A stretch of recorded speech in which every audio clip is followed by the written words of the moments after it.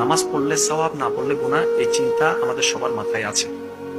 শুধু আজকে থেকে একটা চিন্তা অ্যাড করবেন, আমি নামাজটা পড়লে আমার রব খুশি হবে। বাস এই কথাটা মাথায় রাখবেন, আমি নামাজটা পড়তে পারলে আমার রব খুশি হবে, আমি ওযুটা বানালে আমার রব খুশি হবে। আপনি শুধু এই চিন্তাটা একটু মাথায় নেন, এই চিন্তাটা একটু মনে নেন যে আমার রব খুশি হবে, তারপর আপনি নিজেই দেখতে পাবেন ওই কাজের মধ্যে আপনি 1000 গুণ বেশি স্পিড অনুভব করবেন। আপনি যে বলছেন না আমি চাই কিন্তু পারি না, আপনি পারবেন।